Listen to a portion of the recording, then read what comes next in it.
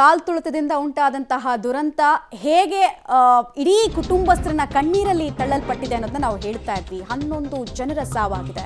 Public ಟಿವಿಯಲ್ಲಿ ಕರಾಳ ಘಟನೆಯ ಬಗ್ಗೆ ಮಾಹಿತಿಯನ್ನ ಮೃತ ದಿವ್ಯಾಂಶಿ ತಾಯಿ ಹಂಚಿಕೊಳ್ತಾ ಇದ್ರು. ಲಕ್ಷಾಂತರ ಜನ ಇದ್ರು. 3 ಗೇಟನ್ನು ಓಪನ್ ಮಾಡಿದ್ ಯಾಕೆ? ಫ್ರೀ ಅಂದಮೇಲೆ ಎಲ್ಲಾ ಗೇಟ್ಗಳನ್ನ ಓಪನ್ ಮಾಡಬೇಕಾಗಿತ್ತಲ್ವಾ ಅಂತ ಅವ್ರು ಪ್ರಶ್ನೆ ಕೇಳ್ತಾ ಇದ್ದಾರೆ. ಇದ್ಯಾವ ಸೀಮೆ ಭದ್ರತಾ ವ್ಯವಸ್ಥೆ ಅಂತ ಅವರ ಆಕ್ರೋಶದ ನುಡಿಗಳು ಕೂಡ ಕಾಣಿಸ್ತಾ ಇದೆ.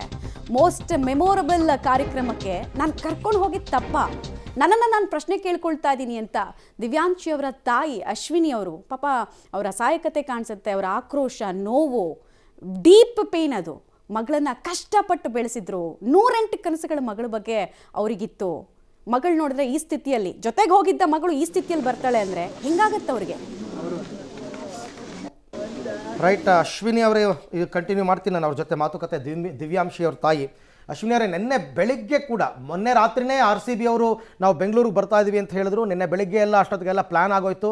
ನಾವು ಬೆಳಿಗ್ಗೆ ಹೇಳ್ತಾ ಇದ್ದೆ ನಾವು ತುಂಬ ಆತರ ಪಡ್ತಾ ಇದ್ದಾರಲ್ಲ ಯಾಕೆ? ಸ್ವಲ್ಪ ಟೈಮ್ ತೊಗೋಬೋದಾಗಿತ್ತು. ಬೇರೆ ಟೀಮ್ ಅವರೆಲ್ಲ ಗೆದ್ದಾಗ ಟೈಮ್ ತೊಗೊಂಡು 3-4 ದಿನ ತೊಗೊಂಡು ಒಳ್ಳೆ ಕರೆಕ್ಟಾಗಿ ಪ್ರೋಗ್ರಾಮ್ ಆರ್ಗನೈಸ್ ಮಾಡಿ ನಡೆಸ್ಕೊಡ್ತಾಯಿದ್ರು. ತುಂಬ ಆತರ ಪಡ್ತಾ ಇದ್ದಾರಲ್ಲ ಯಾಕೆ ಅಂತ ನಿನ್ನೆ ಬೆಳಿಗ್ಗೆ ನಾನು ಹೇಳ್ತಾ ಇದ್ದೆ. ಮೋಸ್ಟ್ಲಿ ನಾನು ಅಂದಿದ್ದು ಇವಾಗ ನಿಜ ಅಂತ ಅನ್ನಿಸ್ತಾ ಇದೆ ನನಗೆ. ತಾವೇನು ಹೇಳ್ತೀರಾ?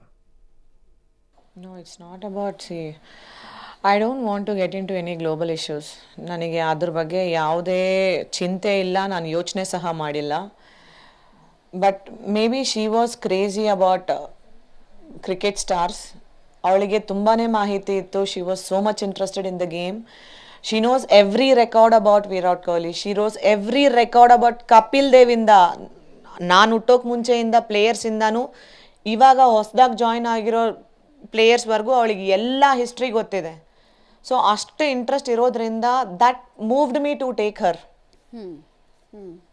ಅಶ್ವಿನಿ ಅವರೇ, ನೀವು I wouldn't have definitely taken ಹರ್.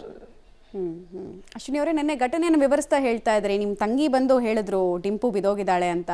ಆ ಟೈಮಲ್ಲಿ ಅಟ್ಲೀಸ್ಟ್ ಅವಳು ಉಳಿಸ್ಕೊಳ್ಳೋದಕ್ಕೆ ಆ್ಯಂಬುಲೆನ್ಸನ್ನು ನೋಡೋ ಪ್ರಯತ್ನ ಮಾಡಿದ್ರೆ ಆ್ಯಂಬುಲೆನ್ಸ್ ಬಂತ? ಏನಾಯಿತು ಅಂತ ಹೇಳ್ಬೋದಾ? No ma'am, I did not find any.